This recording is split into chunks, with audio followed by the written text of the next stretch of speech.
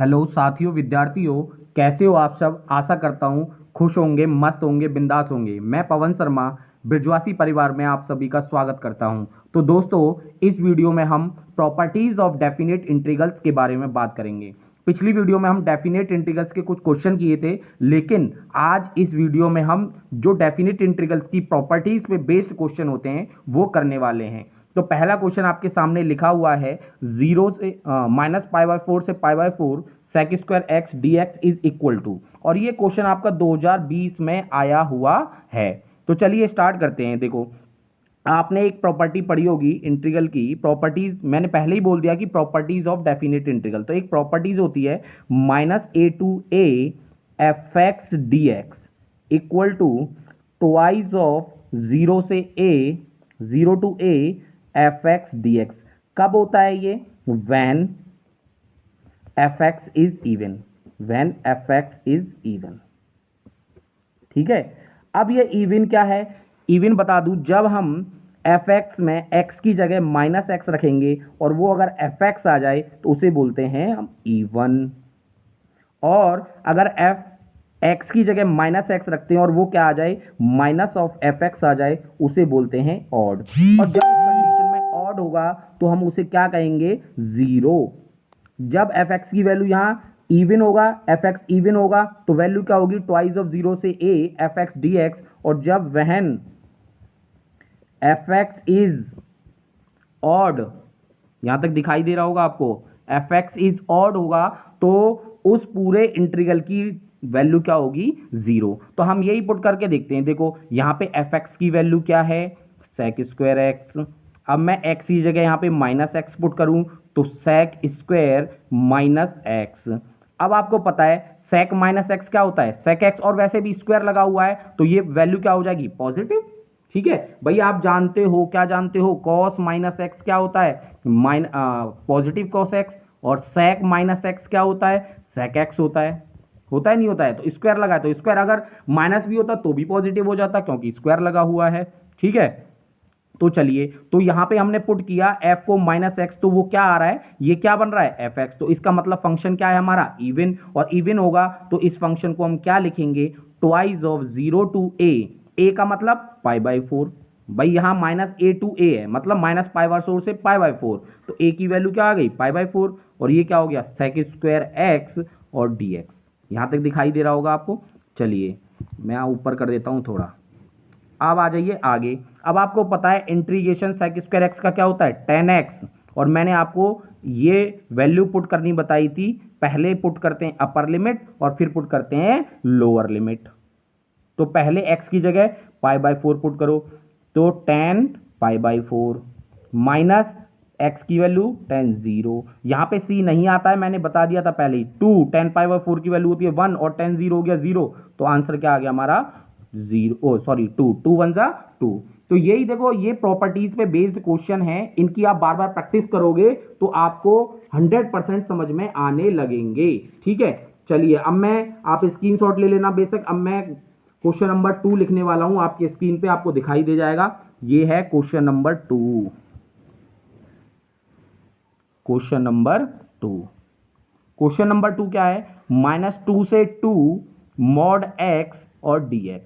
ये काफी famous question है कि पहले आपको मॉड x की प्रॉपर्टी पता होनी चाहिए। और ये कौन से ईयर में आया है क्वेश्चन? ये क्वेश्चन आया है 2020 में, वो भी 2020 में, और ये भी 2020 में आया हुआ क्वेश्चन है। तो चलिए स्टार्ट करते हैं। ये है आपका। अब आपको पता होनी चाहिए मॉड x की प्रॉपर्टी क्या होती है। पहले तो ये पता होना चाहिए कि मॉड x ब्रेक होता है दो भागों में। एक तो होता है -x। कब होता है? जब x इज लेस देन 0 होता है। और पॉजिटिव कब होता है? जब x इज ग्रेटर देन 0 होता है। तो मैं इस फंक्शन को -2 से 2 को दो भागों में ब्रेक कर लेता हूं। वो दो भाग कौन से हैं? आपको पता लग गया कहां पे ब्रेक हो रहा है? वो 0 पे ब्रेक हो रहा है। भाई 0 पे तो पॉजिटिव और नेगेटिव का पता चल रहा है, तो मैंने इसको ब्रेक कर लिया -2 से 0 प्लस इसको। देखो -2 से 0 मतलब 0 से छोटा, तो 0 से छोटा ही तो है, तो वैल्यू क्या है? -x। तो -x dx प्लस, अब 0 से 2 मतलब पॉजिटिव है, ग्रेटर देन 0 है, तो ग्रेटर देन 0 पे मॉड x की वैल्यू क्या होती है? x। तो मैंने यहां रख दिया x dx। और आपको पता है जनरल फॉर्मूला क्या होता है इंटीग्रेशन का, x की पावर n का। आप तो बहुत होशियार हो, जानते हो क्या होता है। देखिए x की पावर n+1 अपॉन में n+1, तो ये हो गया -2 से 0, माइनस ले लिया मैंने बाहर, यहां x की पावर 1 है तो क्या हो जाएगा, x की पावर 1+1, तो इसे इंटीग्रेशन को हटा देते हैं, यहां डायरेक्ट करते हैं, तो ये क्या हो गया x की पावर 2 अपॉन में 2, -2 से 0 प्लस में, ऐसे यहां इसकी पावर 1 है तो ये क्या हो गया x की पावर 2 और ये 0 से 2। ठीक है, अब ये माइनस तो बाहर है, मैंने क्या कहा था पहले, upper limit minus lower limit, तो पहले अपर लिमिट रखेंगे तो ये तो 0 डिवाइडेड बाई 2 0 माइनस, फिर रखो x की वैल्यू -2, तो -2 का स्क्वायर अपॉन में 2 प्लस में, यहां पे अपॉन में 2 लगाना भूल गया हूं क्योंकि x की पावर 2 अपॉन 2 आएगा, तो ऐसे ही फिर अपर लिमिट रखो, तो 2 का स्क्वायर अपॉन में 2 माइनस 0 का स्क्वायर 0 होगा और अपॉन में 2, ये आ जाइए माइनस 0 तो कैंसिल, और ये 2 का स्क्वायर होता है 4 अपॉन में 2 प्लस 2 का स्क्वायर 4 अपॉन में 2 माइनस माइनस प्लस, और ये कट गया आपका 2 2 जा 4 और ये 2 2 जा 4, 2 और 2 कितना आ गया 4, दैट इज आंसर। तो ये ऐसे क्वेश्चंस हैं, मैं बार बार आपको यही क्वेश्चंस लेके आ रहा हूं आपके वीडियो में कि जो बार बार रिपीट होने वाले हैं, इन क्वेश्चंस की आप बार बार प्रैक्टिस करोगे तो पॉसिबल है कि आपके अच्छे मार्क्स आने वाले हैं। ठीक है, तो चलिए अब आ जाइए नेक्स्ट क्वेश्चन पे, आप स्क्रीनशॉट ले लेना धीरे धीरे। ठीक है, चलिए क्वेश्चन नंबर 3 है, क्वेश्चन नंबर 3, क्वेश्चन नंबर 3 क्या है, -1 से 2 mod x अपॉन में x dx।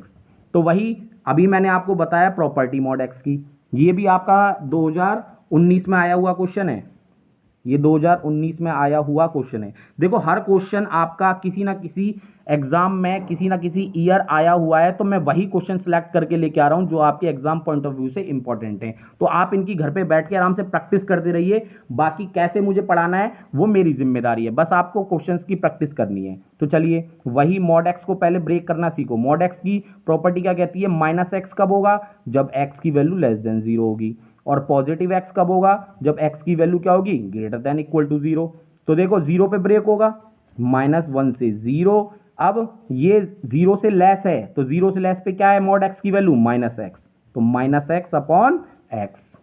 ठीक है, और dx फिर 0 से 2, भाई देखो मैंने -1 से 2 को दो भागों में ब्रेक कर लिया, -1 से 0 और 0 से 2, और इसके बीच में fx mod x की वैल्यू है -x, और जब ये पॉजिटिव है, पॉजिटिव होता है तो x की वैल्यू mod x की वैल्यू क्या होती है पॉजिटिव, अपॉन में x dx, x से x कैंसिल, x से x कैंसिल, और आपको पता है 1 का इंटीग्रेशन क्या होता है, 1 का इंटीग्रेशन होता है x। पिछली वीडियो में मैं बता चुका हूं, जिन बच्चों ने पिछली वीडियो नहीं देखी हो तो मैं आपको डिस्क्रिप्शन में लिंक दे दूंगा, वहां से आप उन वीडियो को देख लीजिएगा, मोस्ट इंपॉर्टेंट क्वेश्चन उन वीडियो में भी कराए जा चुके हैं। ठीक है, चलिए 1 का इंटीग्रेशन x हो गया, लिमिट रख दी -1 से 0, प्लस 1 का इंटीग्रेशन x हो गया, लिमिट रख दी 0 से 2, रखो पहले upper limit minus lower limit, upper limit 0 minus, ठीक है, अब लोअर लिमिट -1 है तो x की वैल्यू -1, प्लस फिर पहले अपर लिमिट माइनस x की वैल्यू 0 लोअर लिमिट, तो ये हो गया आपका माइनस माइनस +1,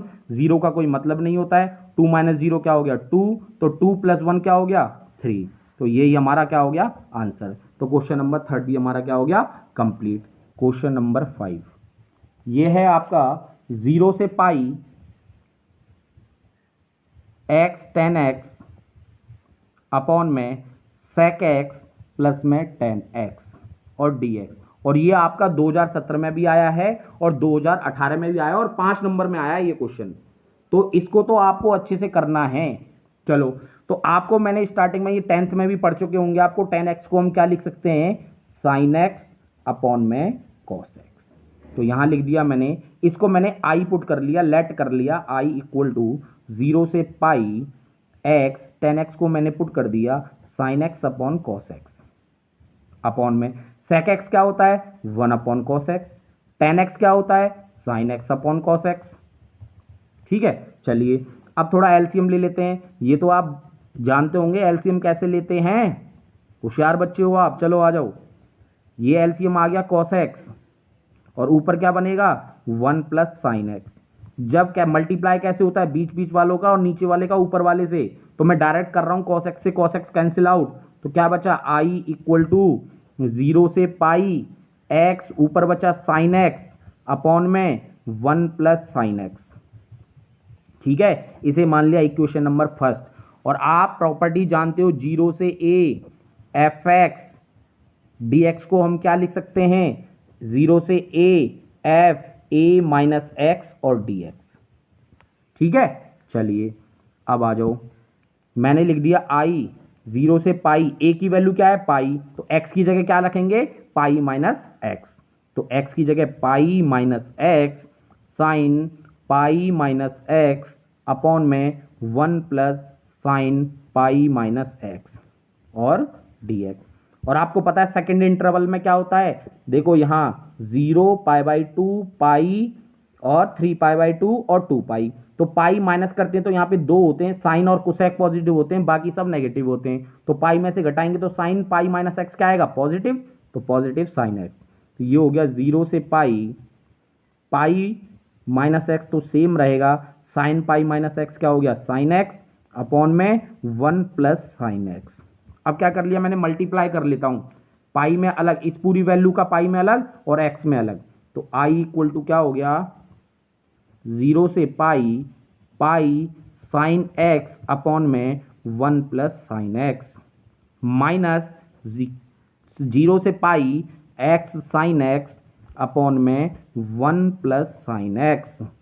अब देखो एक फ्रॉम इक्वेशन फर्स्ट, समीकरण एक से मैंने क्या माना है x sine x upon 1 plus sine x क्या है आई, तो इस वैल्यू पूरी की क्या हो गई आई, तो आई 0 से पाई पाई साइन एक्स अपॉन में 1 प्लस साइन एक्स माइनस ये हो गई आई। और जब आपको पता है लेफ्ट हैंड साइड से कोई भी वैल्यू राइट हैंड साइड लेके जाओ या राइट हैंड साइड से लेफ्ट हैंड साइड लेके जाओ तो पॉजिटिव नेगेटिव हो जाता है और नेगेटिव क्या हो जाता है नेगेटिव पॉजिटिव और पॉजिटिव क्या हो जाता है नेगेटिव। तो ये हो गया आपका 2i, यहां से ये हो गया आपका 2i इक्वल टू 0 पाई मैंने कॉमन ले लिया 0 से पाई साइन एक्स अपॉन में 1 प्लस साइन एक्स।